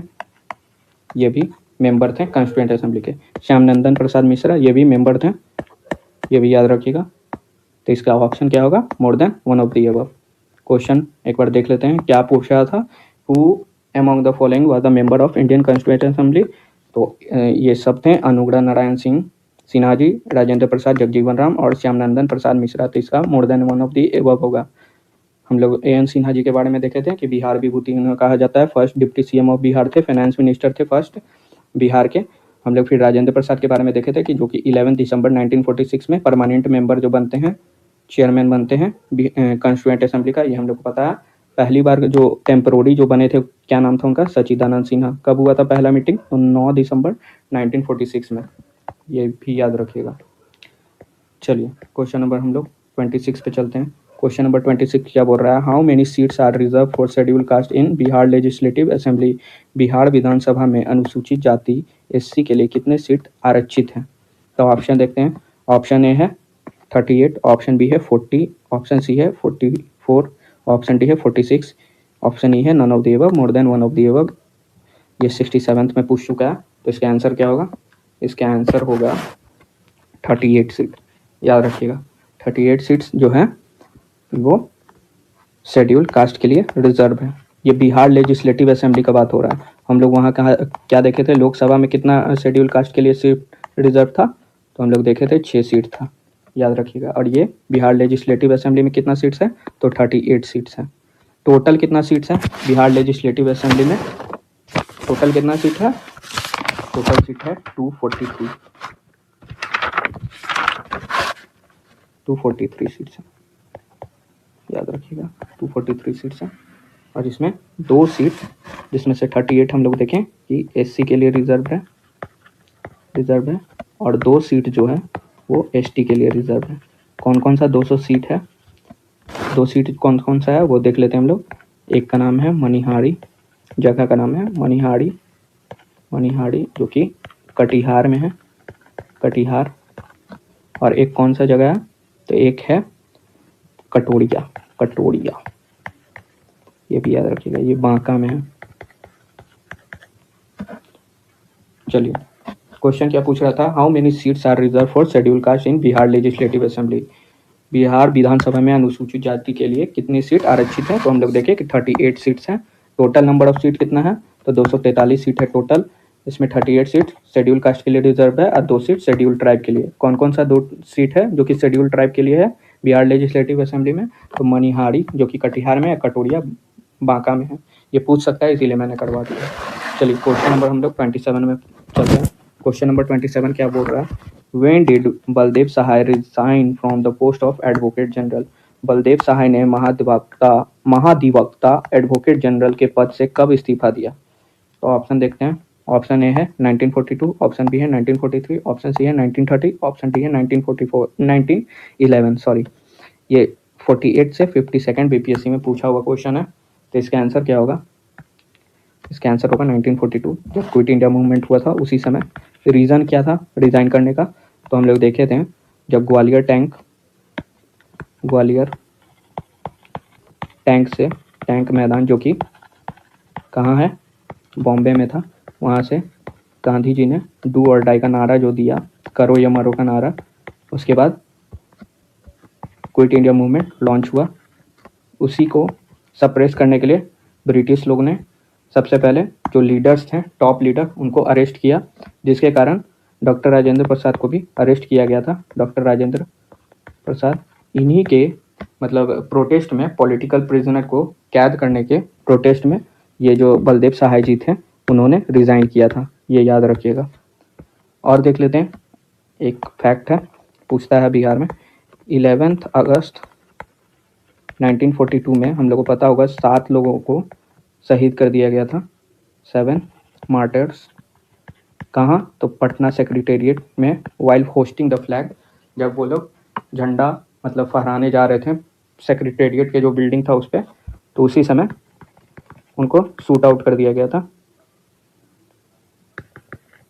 बिल्डिंग पे, होस्ट करने जा रहे थे। तो किन के ऑर्डर से, तो याद रखिएगा, ये भी पूछ सकता है, WG आर्चर उस समय कमिश्नर थे पटना के, इन्होंने ही ऑर्डर दिया था। क्या नाम था, 7 का नाम देख लेते हैं, मैं भी पूछ सकता है, उमाकांत प्रसाद, रामानंद सिंह, सतीश चंद्र झा,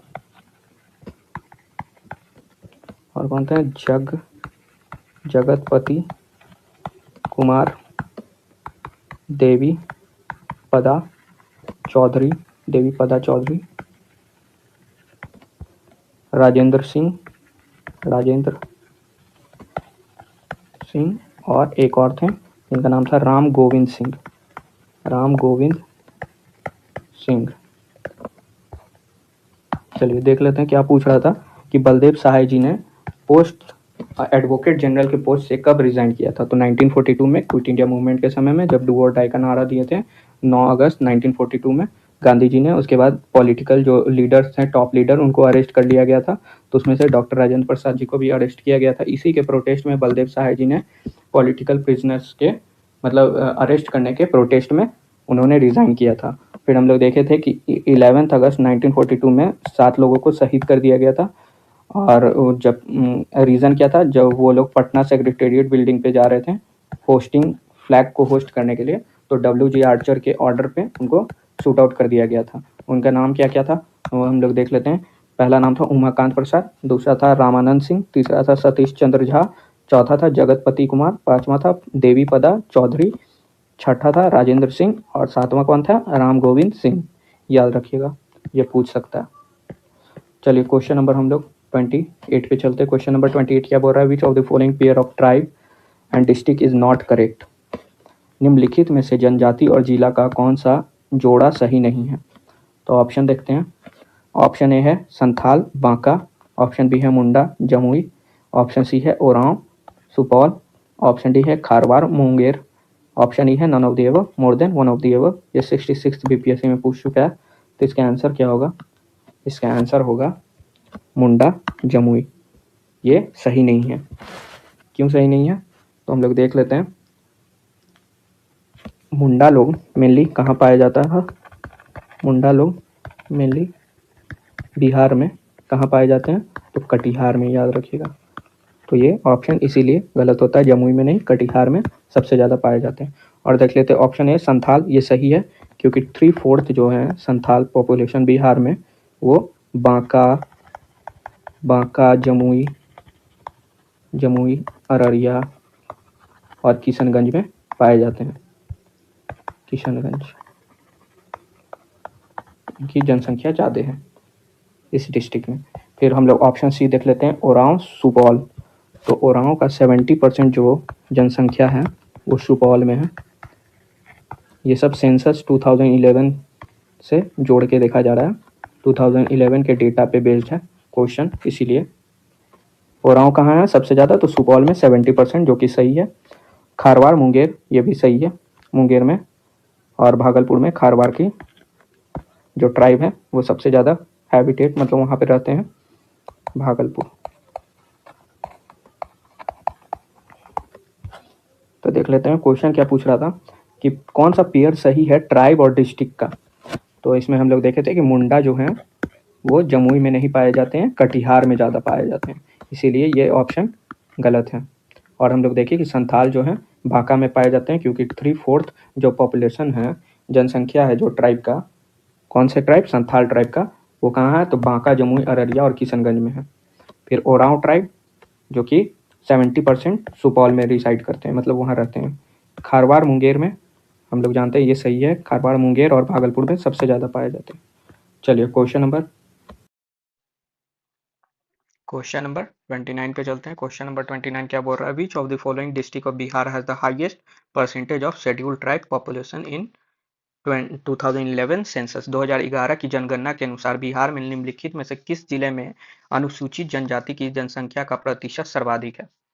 तो बताना है परसेंटेज वाइज सबसे ज़्यादा हाई पॉपुलेशन मतलब जनसंख्या एसटी पॉपुलेशन का कहाँ है, कौन से डिस्ट्रिक्ट में है? तो ऑप्शन देखते हैं। ऑप्शन ए है कटिहार, ऑप्शन बी है जमुई, ऑप्शन सी है पूर्णिया, ऑप्शन डी है बांका।